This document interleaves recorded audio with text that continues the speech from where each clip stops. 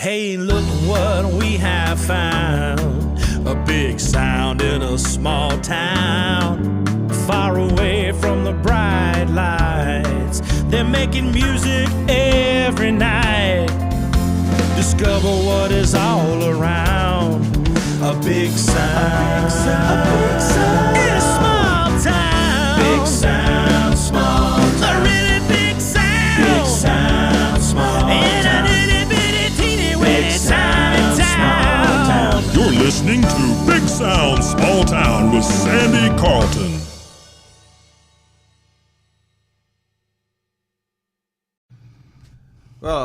My name's Sam Havens. I'm a solo guitarist. I play 6 and 12-string acoustic guitar mostly. And, I've been in the Shelby area now for about 12, 13 years. Right now I'm living in Lawndale. And I like it here. And I like the fact that this city is really musically centered. It is. It's a music-friendly city. Yeah. Music is everywhere. As you can tell, we have plaques with records on them around town. And we used to have a guitar on that stoplight out there, but I see that it's disappeared. So, yeah, it's a music-friendly community.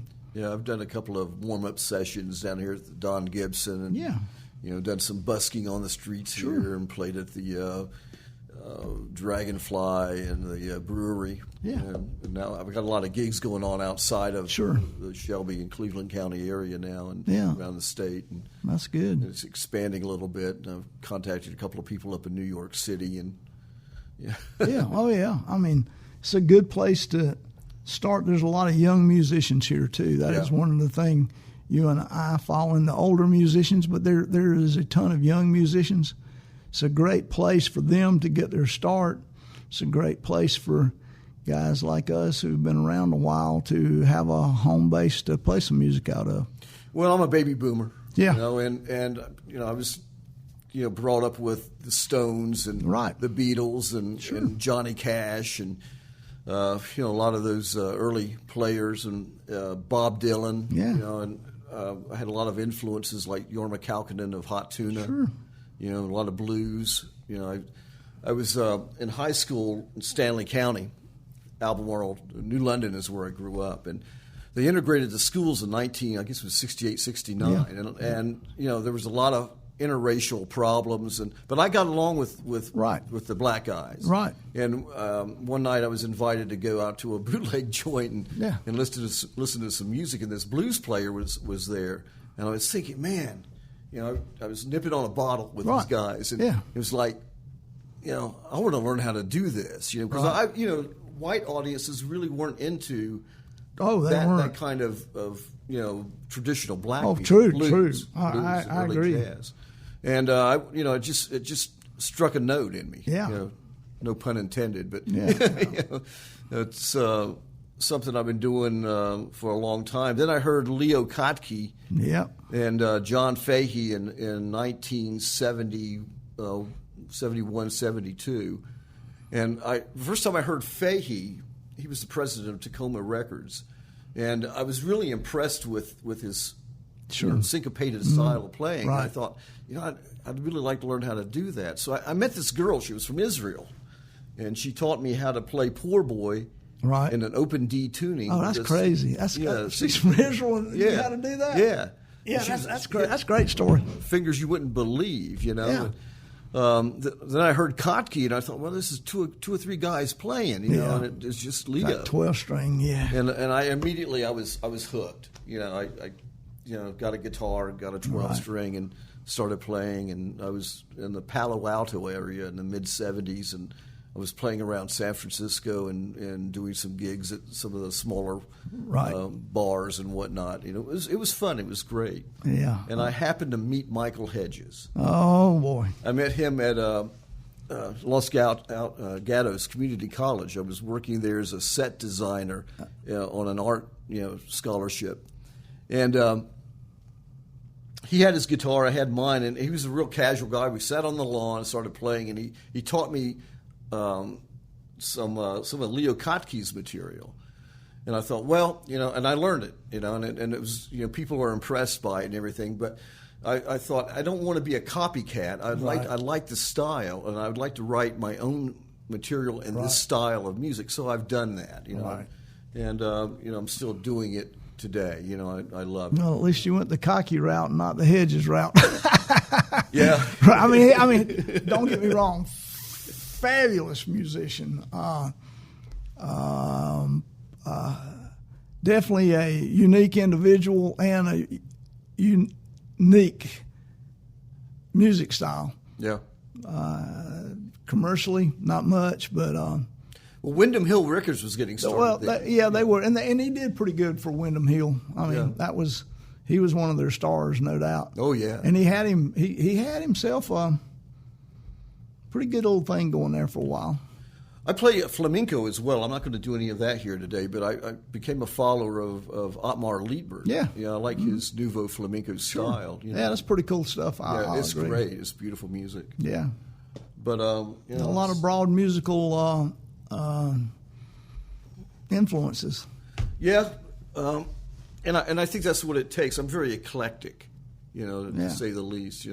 But I grew up with bluegrass in country. Yeah. My brothers played bluegrass, but my brother Marty had a rock band back in the late '60s, or actually early '60s, and he was into Buddy Holly and the contemporaries of the '50s, early '60s. Oh yeah, I've done Rave On a million times in my life from Buddy Holly.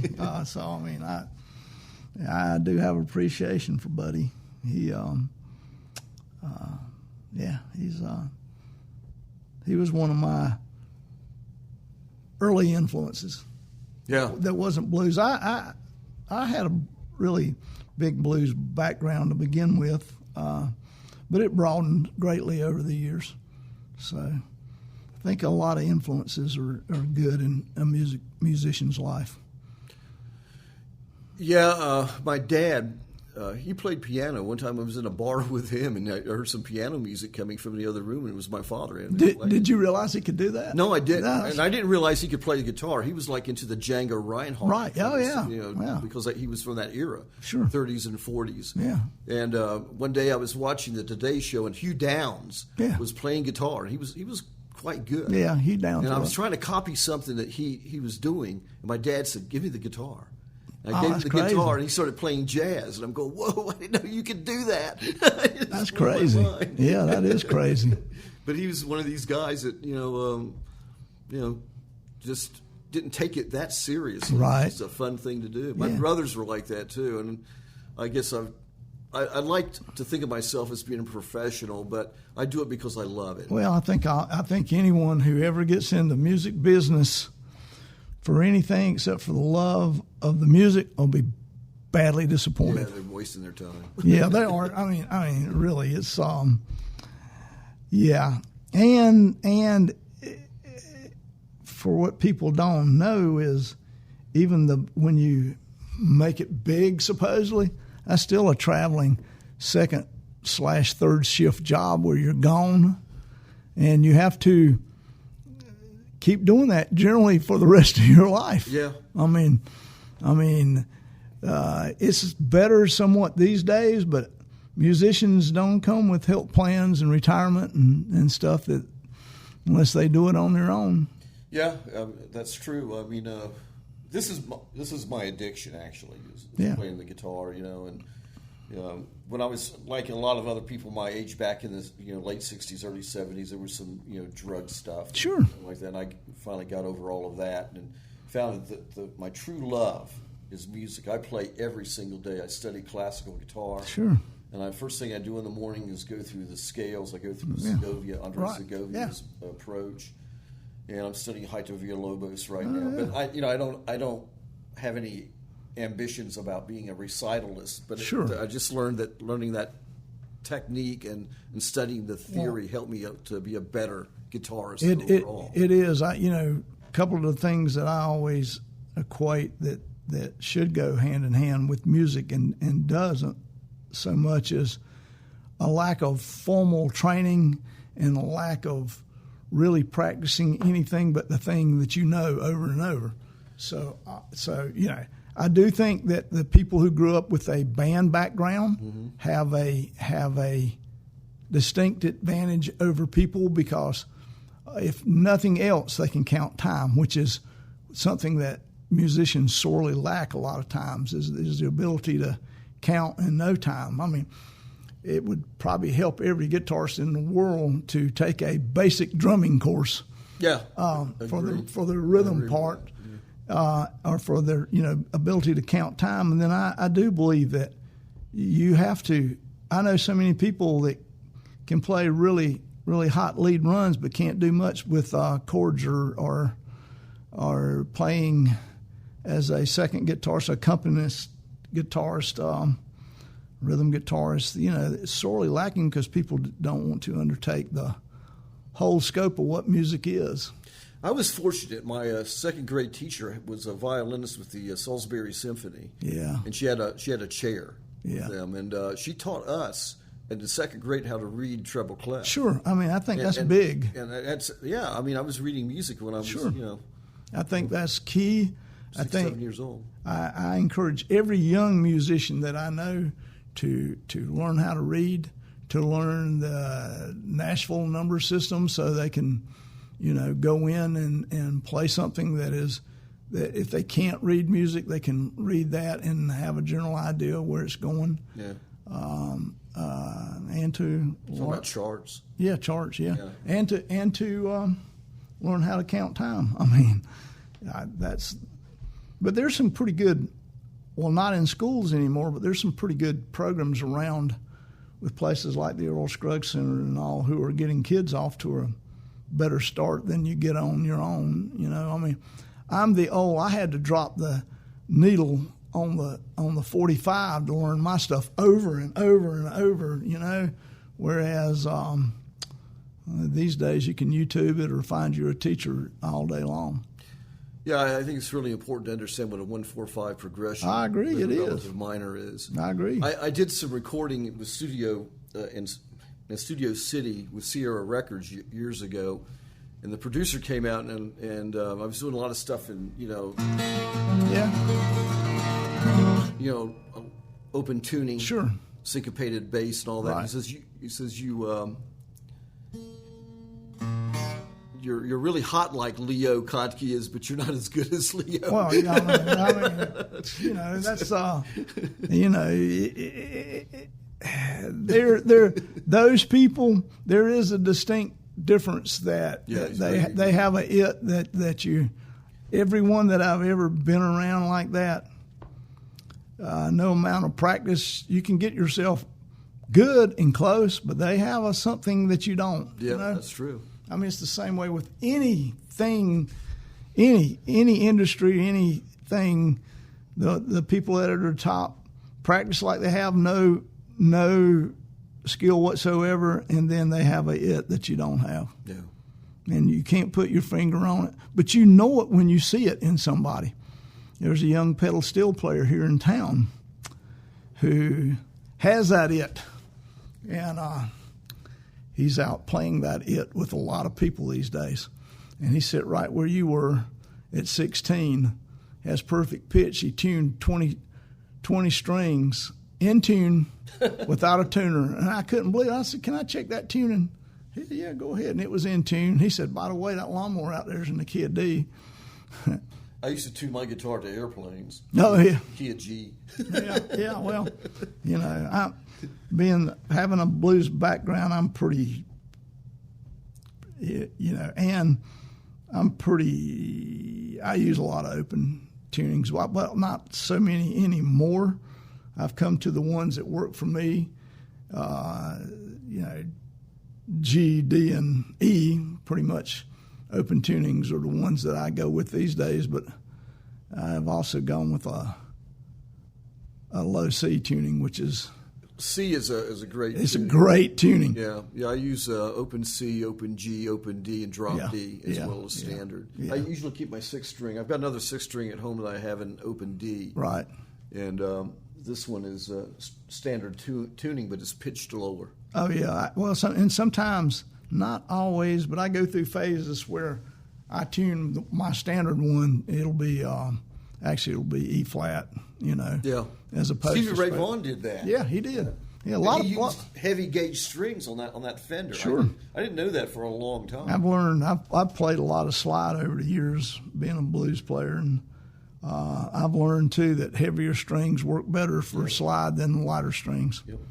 So, in fact, I got medium gauge on this one. Sure. I mean, I think you kind of have to. Medium gauge on a 12 string, that's a lot of string tension.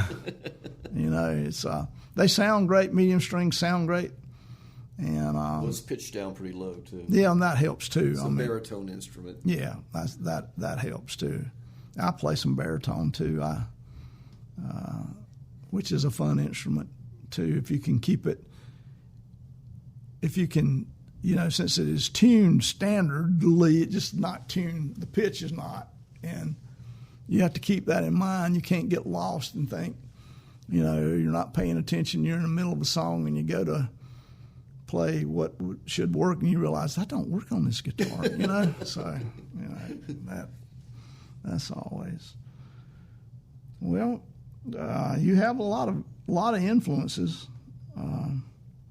Before we go any farther, you got stuff coming up you want to plug?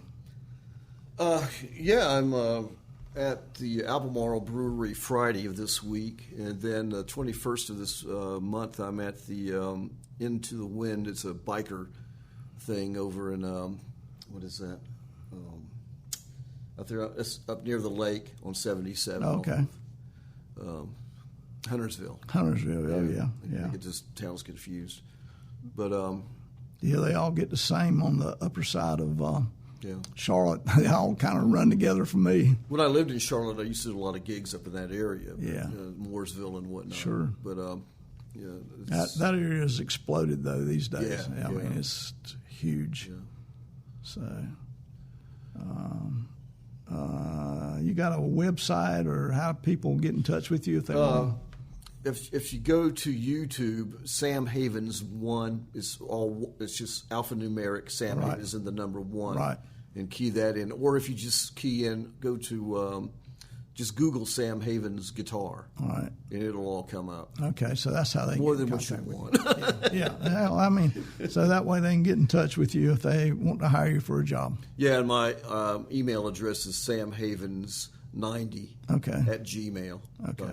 So it's pretty easy to get in touch with me. Yeah, that's good. That's I don't give my phone number out. No, and I don't ask. You didn't see me ask. I mean, my phone blows up with and I don't even give it out, and I probably get 25 to 30 texts every day about inquiring about doing the show. So it's like, and I don't even give it out, and I don't give other people's out, but I do like for people to be able to get in touch with the people who come on the show if they want to book them. Okay. So you want to play something? Sure. Yeah, I'm going to play. I'm going to start out with an instrumental. I haven't even really named this one yet, but then I'm going to go into a piece that I wrote called Hotel Room.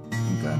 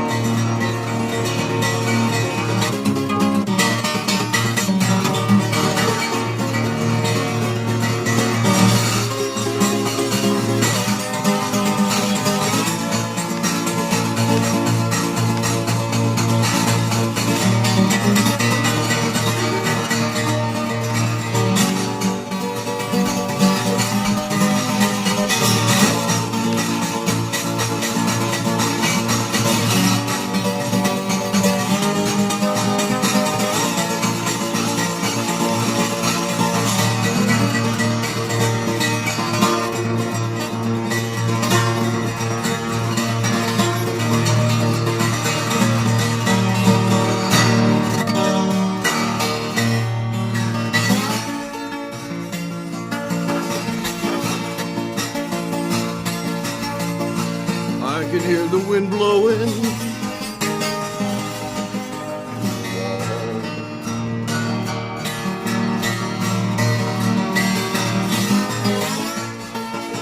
I can hear strange laughter down the hall.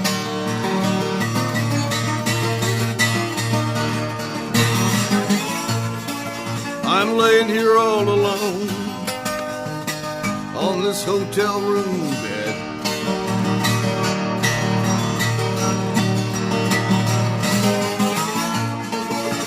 Thinking about the last words you said.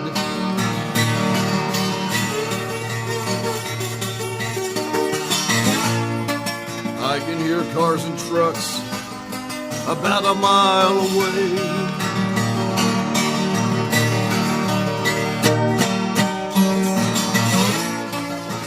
I can watch the moon rise through my window pane.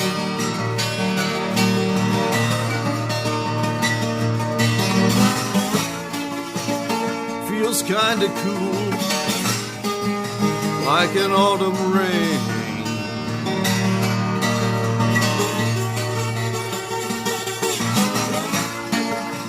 Here I am, missing you again.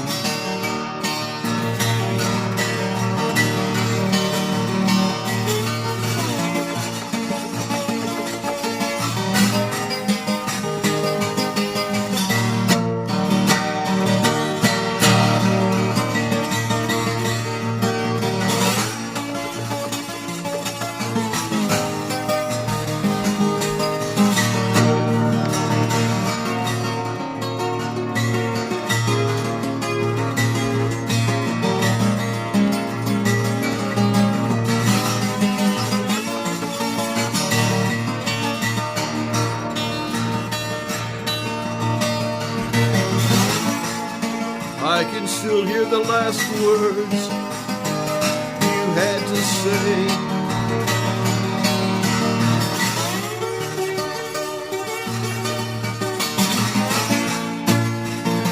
I can close my eyes, I can see you smile.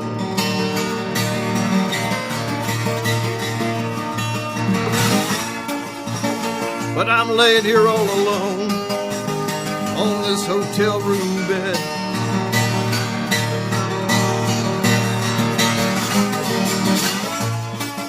Guess I'll have to be alone for a while.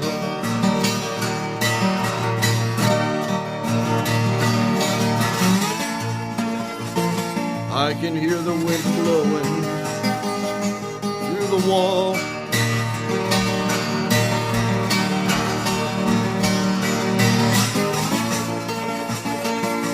I can hear strange laughter down the hall.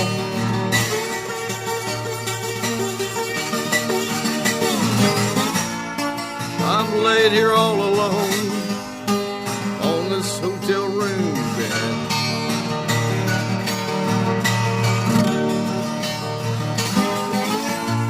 Thinking about the last words you said.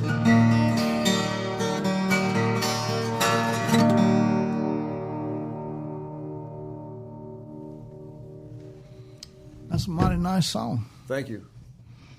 I like the words. It's good. It's a good song. You, how do you draw your inspiration for what you write about? Failed relationships with women. Yeah, that usually works. I mean, that's the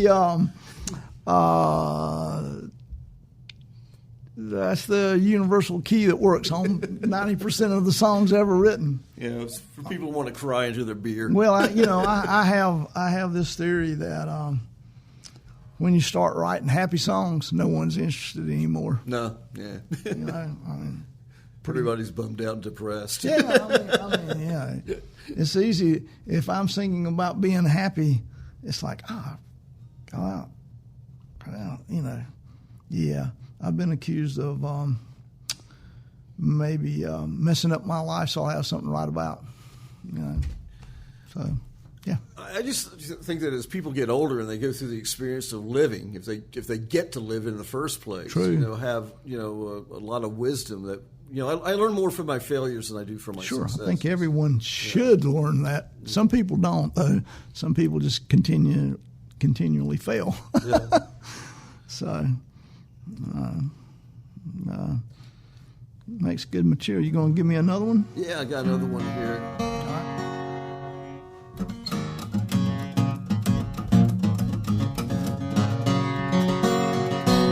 This is called "I Can't Take It Back." When I played it for my wife, she was a little concerned about it. And I said, well, I wrote this a couple of years before I met you. There you go. Good answer. Great answer. That's a great answer. Can't take back what I said. Can't undo what I did. All I can do is say I'm sorry. I hope it won't happen again. But something has changed. I've been rearranged. I'm just not the same anymore.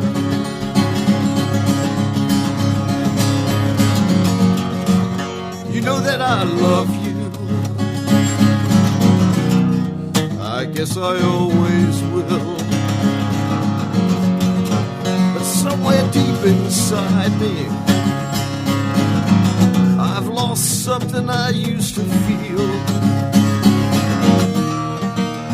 Something has changed.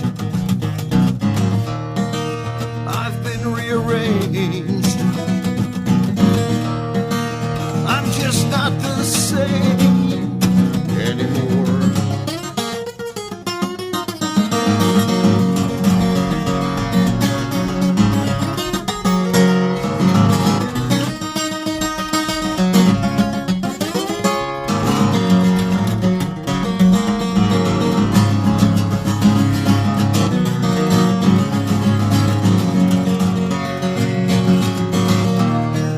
Something's changed. Woman, I'm just not the same. Something's changed and I'm not the same anymore.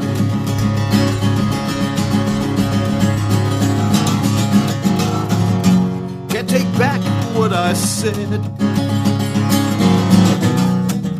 Can't undo what I did. Say I'm sorry. I hope it won't happen again. Something's changed. I've been rearranged. I'm just not the same anymore.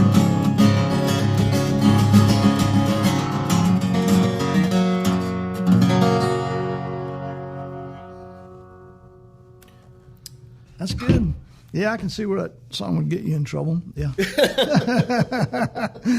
Oh, yeah. Yeah, I'm used to it. Yeah, well, I shouldn't say that. Sure, I mean, yeah, I understand. I do understand that. What else we need to know? Well, what do you want to know? well, pretty well figured out where your influences came from. Yeah. And I can tell that this is. Well, I was on a label in Charlotte with the over a number of years ago, the Celtic Trader. Yeah. I don't know did you know Regis Milady? Yeah, I did. Yeah. Mm-hmm. And I produced my first album on that label. Right. And sent out like 300 copies of my first album to NPR affiliates. They used it as bumper music. Sure. And then I sent a few to radio stations around the United States and Europe. And I'm still getting airplay. Yeah, I mean, that's good. That's WNCW has all 4 of my albums, and but I don't know if they play them or what is going on with that. Yeah, you just never know. I mean, sometimes they pull them down and they'll surprise you, and all of a sudden you're, oh, hey, that's. Oh yeah, I mean that happens. Sometimes you'll be riding along and you'll hear it and go, yeah, man, that's pretty good. I still like that.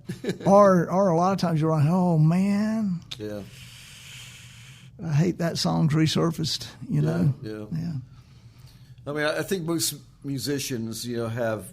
They're more critical of themselves than they are, than other people are of them. Yeah, I think you're right. I've done a lot of recordings, played on a lot of people's stuff and all. And once it's done, I have it just about everything I've ever done in cellophane. I don't listen to it. Once it's done, bang, I never listen to it anymore. No, really. It's just a weird thing I have. Then every once in a while I'll hear something playing somewhere, and it's like, oh yeah, that's maybe I should listen to that stuff. Well, I never thought of myself as a singer, right? And because I was doing instrumental stuff for a long time, right? And then people said, well, you should sing, and so I thought, well, I'll get into it, and I still don't see myself as being I understand that singer. Yeah. It's something that sort of goes with the territory. Yeah, I enjoy doing it. Yeah, and I enjoy being expressive with my voice, but. I mean, if it ever came down to a competition, right, I'd probably lose. No, yeah, I don't look at myself as a singer ever, although I do a lot of it and have for a long time. I don't. I look at myself as, actually, I look at myself as a songwriter, but even though I play a lot of different things with a lot of different people, I still just think of myself as a songwriter. I was doing a lot of gigs in Charlotte, and one of my buddies over there, he's a photographer, and he said, we were talking about this very thing. He said, man, you're just too good to ignore as far as your guitar playing goes. Right.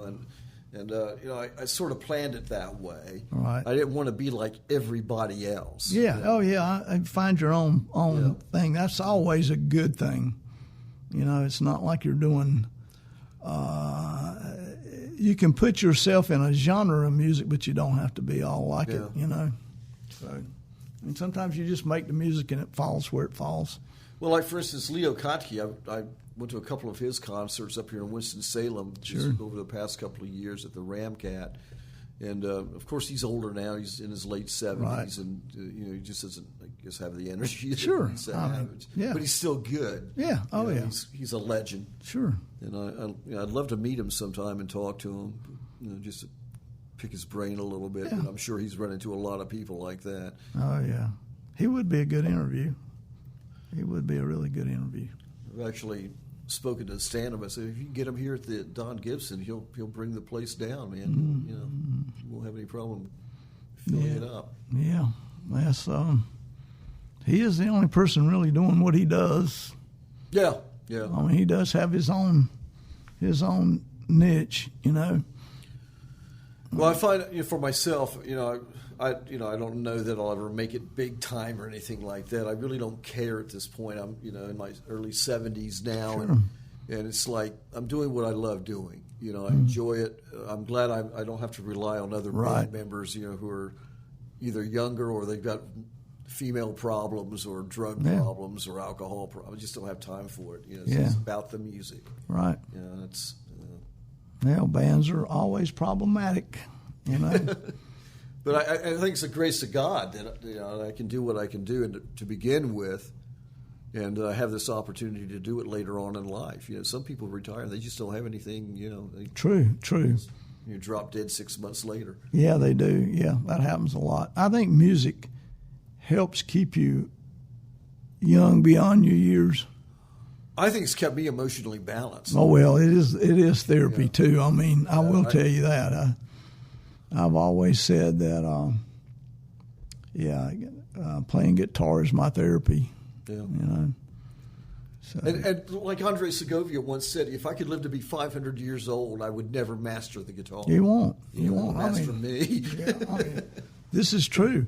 And he is, by many standards, a master of the instrument. 20th century master, for sure. Yeah. So, but well, when you start looking at music and you stop trying to learn about it, then it's probably time to lay it down. You know,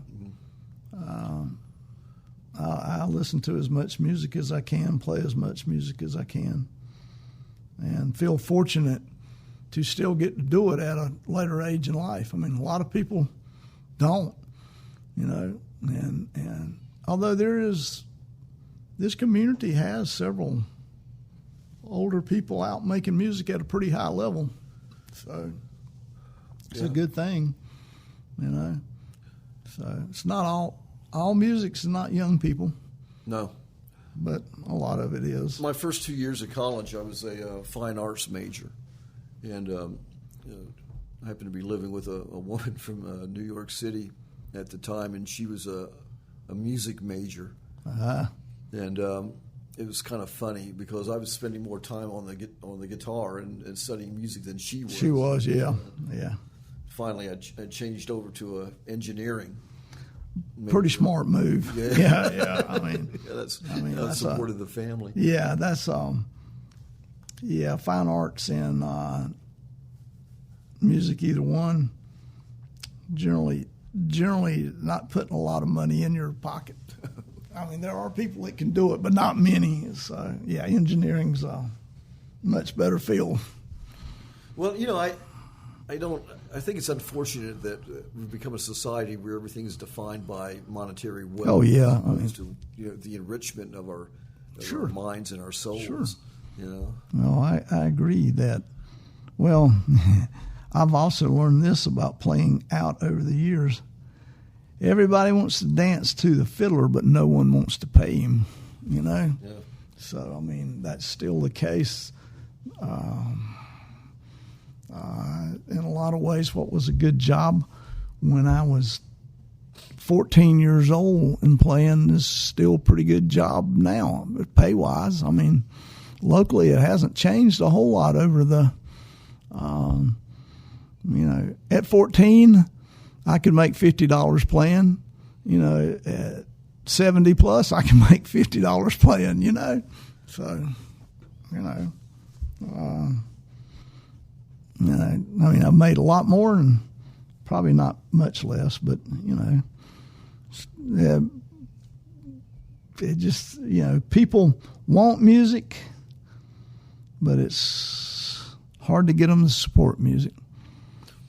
It's a handful of people. It's a handful of people who keep all music going in the grand scheme of things. People who love it, and you need those people who are not necessarily musicians, but love music, love to see it live, love to hear it. Yeah, I think the audience is a lot of the people that listen to music don't understand what kind of work goes into it. No, nobody knows. Yeah, no. Like I said, every morning I'm studying scales and pieces, studies by various other composers and whatnot, trying to learn something, trying to improve my skills in the area of modulation. Sure. You know, and I bring this stuff up with some people, they don't even know what I'm talking about. You know? Yeah. Oh, well. Yeah, music is a community in itself. I think several things. People always want to be with a musician until they have to be with a musician. Then it's not as much fun as they thought it was going to be. And, you know, writers in particular are always writing, and sometimes people don't like what you write about them. Well, when you start touring, too, it's like all the glamour and the glitz goes out of it. Oh, yeah. I mean, it becomes a job, and music can become a job. I mean, it really can, and sometimes it just has to be a job, you know. I mean, but it's a better job than other jobs. Well, it's like Bob Dylan said in one of his songs, "We've got to serve somebody." Yeah, you do. Yeah, you do. And as long I feel like as long as music still brings you enjoyment at whatever level you're doing it, it's a worthy endeavor. You know, you don't have to be famous. You do, and I tell people who want to learn, you know, just about any musical instrument that you want to learn to play, if you're willing to put in some time, you can play it at a level that will make you happy. You don't have to be a star. You don't have to play out. You know, if you want to sit on your porch and play your guitar, play your violin, and never play for a soul, it's still a wonderful thing. Yeah, you know, I agree. I mean, everybody's not about performance, and I know lots of musicians who really want to perform or like to perform, but are pretty angst about it. They have stage fright. They have self doubts when they go out, and particularly when they go out and do their own stuff. I know a lot of songwriters who are great songwriters, not very good singers, and it's hard for them to get their songs across. But you know, I have problems with songwriting contests, even though I just judged one, with the fact that a songwriting contest should be about the song, not about the person singing it, not about the instrumentation, but about the song itself. But generally people judge a performance, a voice, more so than they judge the actual song. In fact, they should probably choose who's going through from the lyrics alone before they ever hear the melody. They should probably choose that before they hear the rest of it. You know, choose if, say, you got 50 entries and can only have 10, they should probably look at the words first before they hear a melody or anybody sing it, and go from those. And it's different when you got a talent contest, but you know, then it does come down to a lot of different factors. But there's a ton of songwriting contests out there, and 90% of them get it wrong. You know, so. Well, you know, it's like folk music and country and western, for instance, and a lot of that's based on, as we said before, experience. Yeah. You know, the living experience Sure. of the individual. I don't, you know, it's,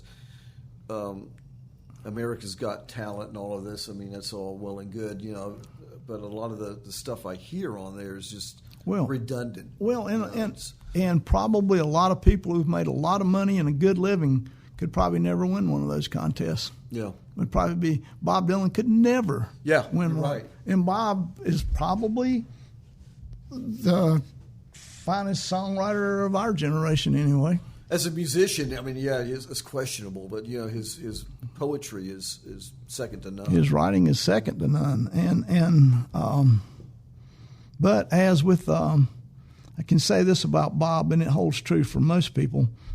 You know, in Bob's case, it's for every 10 good songs, he's got some dogs, but everybody has bad material. You know, if you're lucky as a songwriter, you know, if you can get one good song in your life, then I think you've accomplished something. To get, you know, 10 or 12 of them is great. Yeah, start producing albums. Yeah. So Bob probably has 50 really, really good songs, but he's probably got 4,000 other songs that are, you know, okay, not great, not bad. So it's why whole records that are great from top to bottom are hard to do. I mean, you know, people's first albums are pretty good because they usually have a lifetime to get those songs together. I saw Janis Joplin, Big Brother and the Holding Company, in '69 at the Charlotte Coliseum. Yeah. And, you know, I really enjoyed the concert. And I saw Jimi Hendrix in 1970 at the Atlanta Pop Festival in July 4th. He was the headline act. He came on at 4 a.m. in the morning. Yeah, sounds about right. And I made it up to the stage, and I'm standing right beside the cameraman as he was filming him. But, you know, like Janis, for instance, she came from a wealthy oil family down in Texas, and she went to some kind of a homecoming reunion or something, or whatever it was, high school reunion. Right. And everybody snubbed her. Yeah, and the thing was that she had already made enough money to buy and sell each and every one of them. Sure. And, you know, these are all you know, millionaires, you know, from oil business. Yeah. And they didn't want to have anything to do with her because she was a hippie. Yeah. You know. Oh, yeah. And, you know, Hendrix had similar problems because he was black, and especially in London. Well, you know, racial problems. The really cool thing that people miss about Hendrix Hendrix, fabulous. He's one of my favorites. He's an innovator of the first degree. Yeah. But he also did his time as a guitarist for James Brown. So, I mean, it's not like he didn't work his way through the stuff to get there. You know, people miss that part that they see him playing rock and roll, but the man could play R&B and soul with the best of them. He was real humble. Dick Cavett, interviewed him once, and he said, Dick Cavett said, well, you're the greatest guitarist ever or something. And he put his head down and he said, no, I'm not the greatest. Yeah. See, I have problems. And you could tell he meant it. Why anyone has to be the greatest.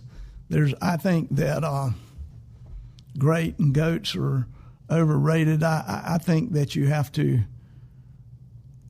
can have a lot of great musicians, and that's good enough. You don't have to have a best, because it's hard. It's subjective. Yeah. I mean, just depends on what you like or what people like. Hendrix too experimental for some. Stevie Ray's steeped in the blues. They're both great. I don't see that you have to choose between Stevie and Jimi Hendrix or Jimmy Page or anyone else. They're all fabulous. Or there's some that's probably the better of the bunch, but that's also kind of decides on. It's hard to split the difference between greats. I mean, greater or greater. They're all spectacular. I always use this as a really cool example. So probably you could not have gotten two better guitarists than the original Allman Brothers. Yeah, I used to see them hanging out on the street down in Atlanta. But by the same token, they replaced them over the years with people kept on going that were as good and fit in. I mean, sure, Dwayne and Dickie are great, but if you think Warren and Derek aren't great, you're missing something. They're equally as good. But sometimes that's luck too. Sometimes that turns out to be luck. I mean, I never thought that Leonard Skinner became a basic tribute band to themselves. I don't think they were ever replaced the people with as good a people ever, but then sometimes it's hard to do that. Well, to me, the Allman Brothers were the quintessential Southern rock group. They were like the fathers of Southern rock. I mean, the first time I heard them, I was in Atlanta, and I was in an apartment room. They were playing at the Braves Stadium. Yeah, and I heard them through the wall. Oh yeah, they were that loud. And I'd see them on Peachtree and 10th Street down there, and just hanging out smoking cigarettes. Yeah. I mean, and they were real, approachable. Yeah. Talk to anybody. Fine musicians, all of them. The whole band was just fabulous. But then there doesn't, but there's plenty of other really, really great bands, and they're not even like that. I mean, there's just, I don't see a need to be the best. Yeah, the word perfection I need to take out of my vocabulary. Yeah, I mean, I do. I think that, that comes down to, like, I know some fabulous singers, and I know a fabulous violinist, but what they can play is the note that's on the page, and it sounds lifeless. It's just like vocals can be. People's vocal quality a lot of times has to do with a passion and a soul or a feeling more so than just excellent ability.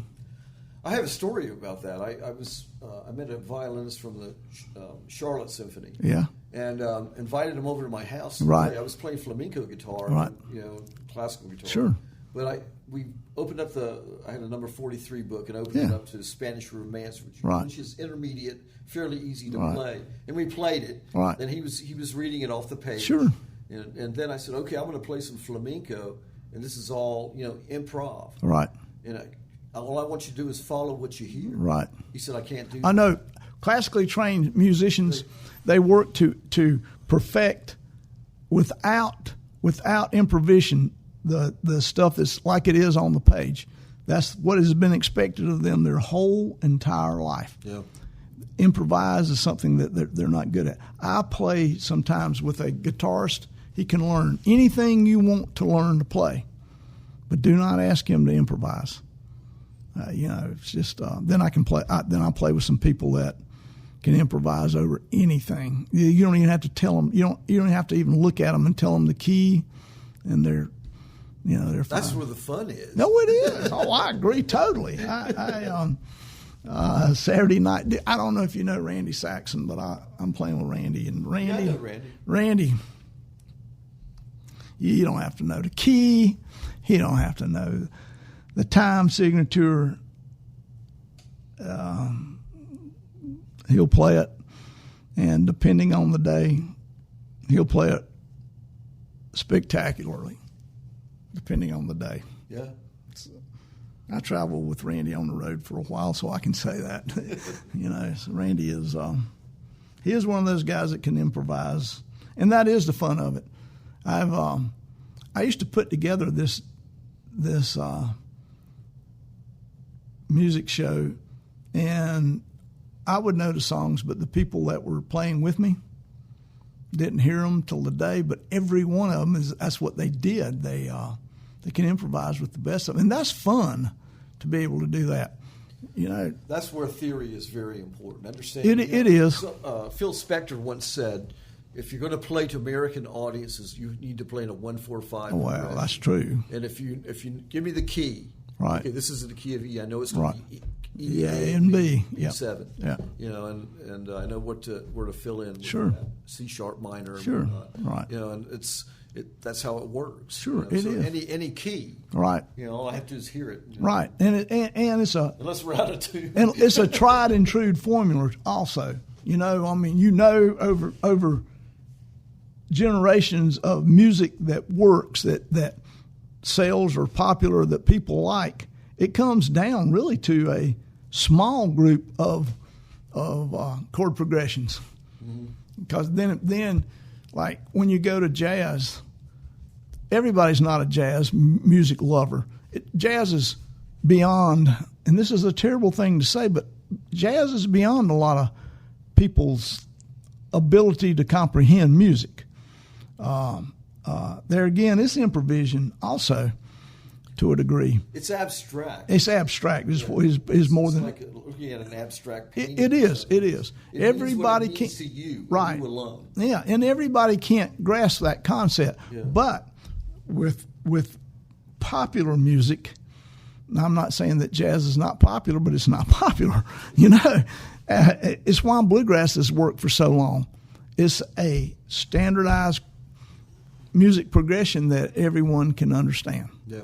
And C and D. Yeah, and it's why the blues work, and it's why a lot of rock and roll works. It's why jazz, as wonderful as it is, it'll be where it's going to be. And same with, that's why I guess these days too, big bands have lost out. That's some pretty complicated stuff. I love big bands. I love horn bands, but I used to listen to a lot of, I don't so much anymore, but Leon Redbone. Oh, yeah. I used to love his stuff, and right now I'm listening to some Billy Strings. Yeah, Billy. That guy's incredible. I just saw Billy Strings and Chris Thile. Yeah. Oh, my gosh, that's too good. That can push you past what you can understand, too, how they can improvise so well. Billy's wonderful. There's a guy from Asheville who was Billy's first mandolin player with him, and he met him in Asheville. Billy came to a jam. Billy didn't have a record contract yet, or he was just getting it, and he asked the guy, did he want to be his mandolin player, and the guy said, yeah. And then about 6 months later, he called him and said, hey, I got that record deal. You want to come up and play mandolin on the record and be in the band? And he said, yeah. So also, he's a big electronic music fan. Billy is, which is weird to be a bluegrasser. But the reason I know that, there's a music, he runs, he's the A&R guy for Organic Records, and he lives in Asheville, Brevard. But he has several songs he's written with Billy. And one of the things Billy liked about going to Asheville is he could go to Bob Moog's museum and see all the Moog synthesizers, and he's all about electronic music when he's not playing bluegrass, which is kind of hard to believe, but, you know, sometimes you like stuff you don't play. I don't think enough credit is given to, you know, to the intellect of a lot of these people, especially bluegrass players. Oh, I agree. You know, a lot of people, they say, well, I just don't like bluegrass. Well, there's a lot of thought and skill that goes into playing bluegrass. I'm telling you, there are some flat picking or finger picking doesn't matter. There right now, acoustic music in America is as in good a shape as it's ever been. Yeah. There are some fabulous young players out, and I mean next level compared to now. It's hard to play banjo. We're in here, and I can say this with full belief. It's hard to play banjo better than Earl Scruggs, but there's some out there these days that are really good, you know. Banjo players, guitarists, fiddlists, they're all just fabulous these days. That's progressive. It is. You know, I mean, and he was progressive. You know, he listened to and played a lot of music that wasn't bluegrass, even though that's what he made his biggest money at. But all bluegrass is in great shape these days. Young people like Molly Tuttle, you know, it's really good. So Molly Tuttle is just a fabulous guitar player. Yeah. I mean, there's a lot of good music out in every field too. I mean, music's in a good place, I think. Rock and roll may be dead, but music's in a good shape. I don't think rock and roll's dead. I think the music of the 60s and 70s will never die. Well, no, that's fine. It's eternal. I think it's like Beethoven or Bach. Oh, I think it is. I agree. Continue on. But as far as rock and rollers coming out with anything any better these days, I don't see it happening. Yeah. You know, so. Well, I really believe that a lot of the music that's being written today is riding on the coattails of what was done back in the 70s. I mean, you know, when Led Zeppelin came along, versus that had never been done before. Right. That was, right. I mean, that was groundbreaking. Well, even the Beatles was totally groundbreaking, you know, and the Rolling Stones started off as a blues group. Sure, and it's still the basis for all their music. You know, I mean, still great. It still works today. They're touring in the world right now, so I mean, it still works. You know, what's amazing is these guys' ages. I mean, like in their 80s now, and they're still rocking. Sure, sure. I mean, I hope I can make it that far. I do too. I hope at that age I can still be out there playing. And I mean, Keith will probably when I'm 80, Keith will probably still be playing too. So. But I appreciate you taking the time to come by and do this today. Oh, I loved it. I'm glad. Yeah. I'm glad it was a good experience. Yeah, thank you. You're welcome back anytime, Sam. Thank you.